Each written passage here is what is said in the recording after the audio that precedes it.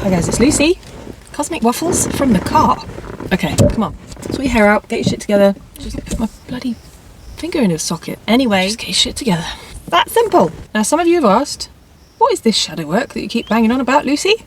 Well, let me tell you that it is not an eye makeup tutorial, but you may need some waterproof mascara. In a nutshell, it's a form of therapy. But you are the therapist, the client, and the passive-aggressive receptionist that keeps rescheduling your breakthrough. So what is the shadow? It's the psychic landfill of everything that you couldn't process, didn't want to deal with, or were told was too much, like your early morning singing at the top of your lungs, your creative ambition, the repressed rage, childhood trauma, a vague resentment towards anyone who says, you're fine, just stay positive, and that fake personality you invented on Hinge. It's the trauma that you swear you made peace with, but it's actually doing laps in your nervous system like it's training for the emotional dysregulation Olympics. According to Carl Jung, the Swiss philosopher and massive overthinker, shadow is everything that you reject, repress, or pretend isn't you because society, or your mum, told you it was a bit much.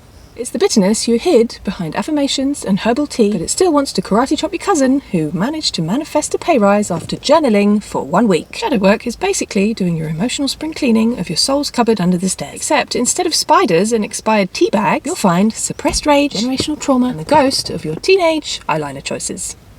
It's not pretty and it's not Instagrammable. It's crying into your cacao at 5 AM while journaling about your abandonment wound. And then saying, that's exactly why I dated that musician who lived in a van and called himself the Rebel. Shadow work is asking, why do I react like that?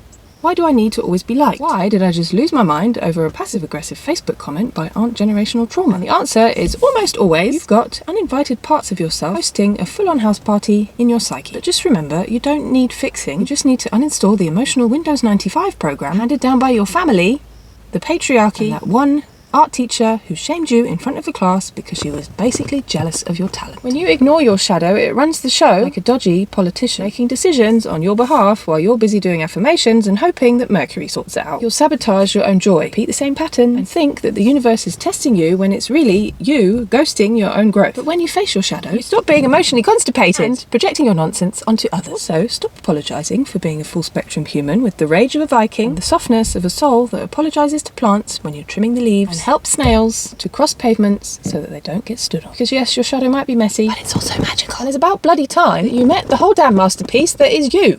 So, if you're tired of repeating the same cycles, and if you're ready to meet the unedited, unfiltered, slightly feral version of yourself, then welcome to the work, darling. Cosmic cave awaits. Watch this space. I love you. Have a great day.